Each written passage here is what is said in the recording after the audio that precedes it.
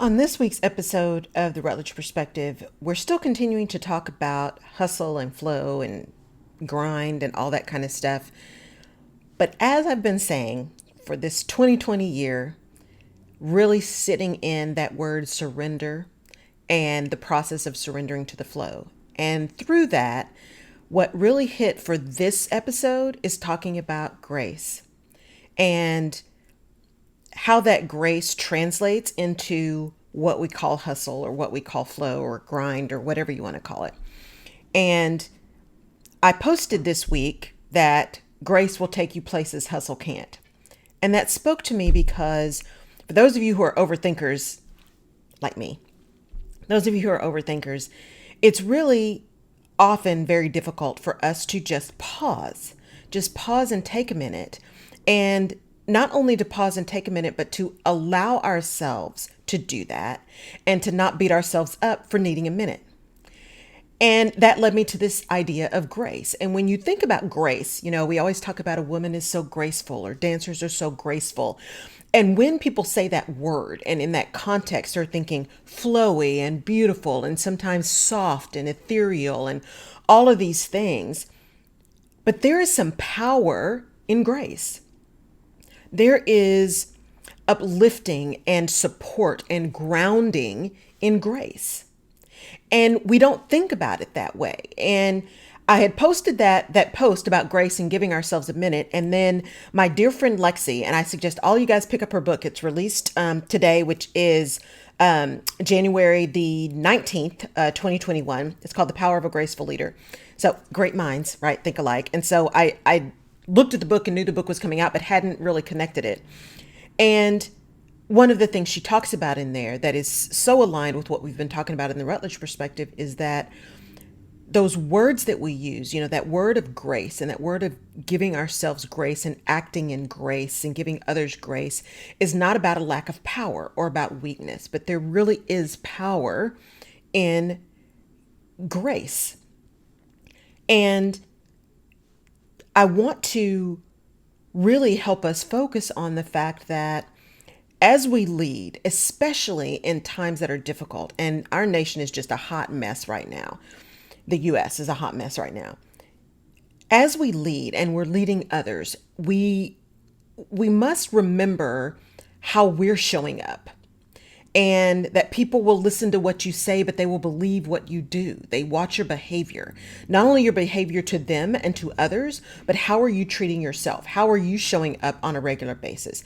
What words are you using when you refer to your own work or your own presence?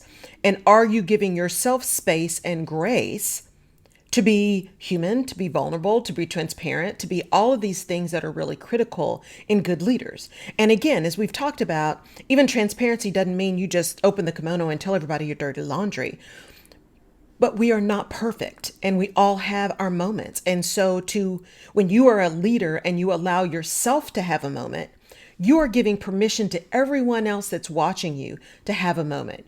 You're creating a safe environment for them to just be human and to be vulnerable and to have a bad day.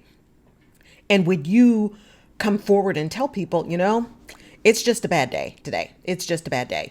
And it's not you, it's me. It's a bad day. You're not only giving yourself grace, but you're giving them permission to say, oh, it's not me, or I can have a bad day too. And that's really important.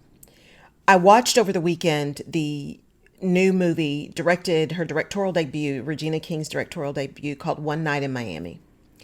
And it is based on true events and the relationship of Jim Brown, Muhammad Ali, Malcolm X, and Sam Cooke. And it was very well done. It was very well done. So at the end of the day, it was just black girl magic all over the place. But what struck me in this, when I talk about grace and leadership and hustle and flow, is you're talking about four men in this period of time in the 60s, really turbulent in this period of time, who were visible, who were seen as exceptional. They were exceptional, but they were also seen as exceptional. They were seen as palatable, because remember, we're talking about the early 60s, so segregation is South.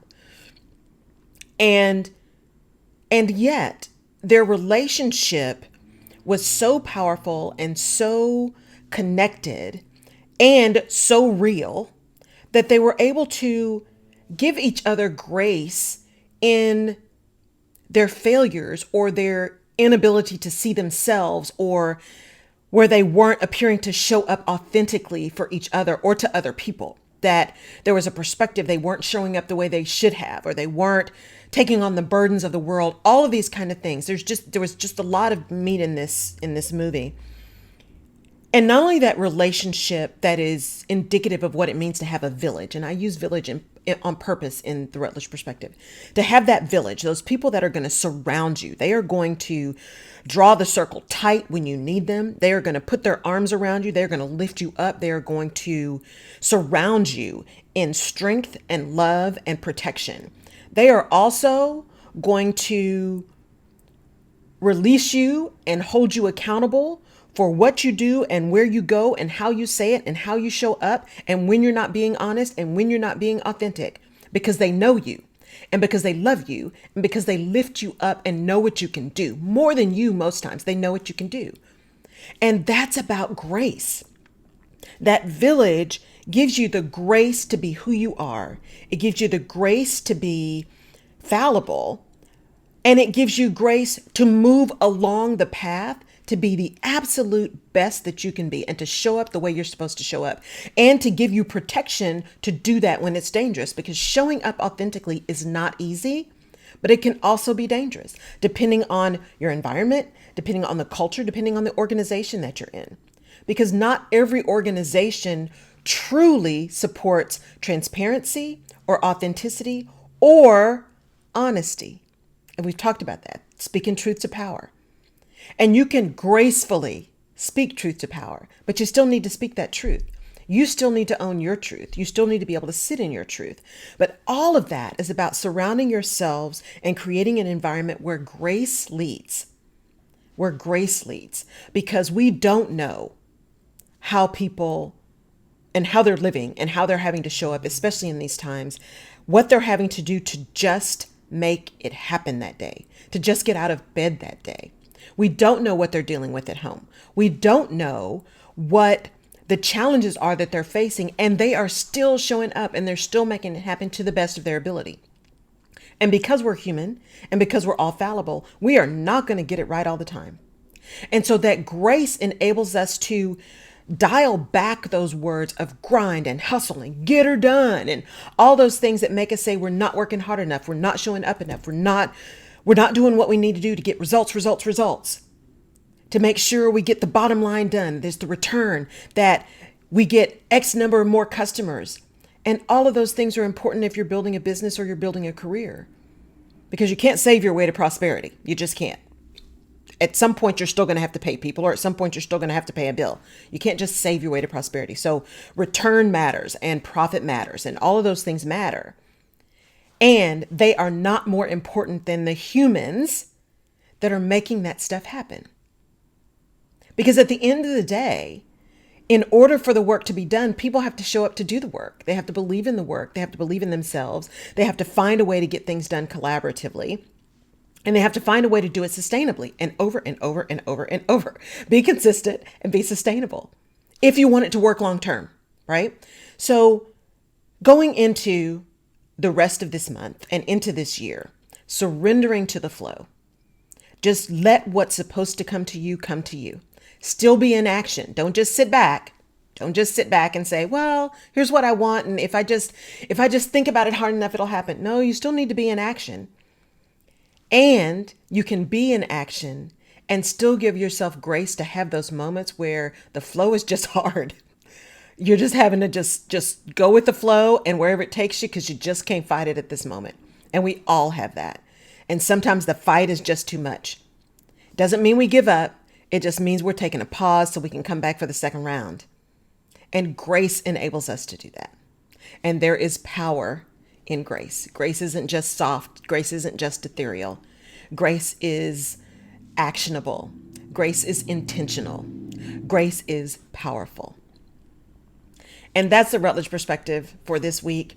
I hope it made sense to you as we flow through this 2021, as we get into a year, hopefully that will bring us some relief and will bring us some grace. Have an exceptional week. Let me know what you think. Are there other things you want to talk about?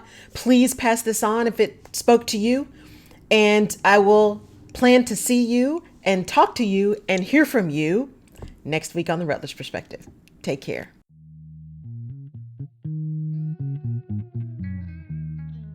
You've been watching the Rutledge Perspective. Thank you for tuning in.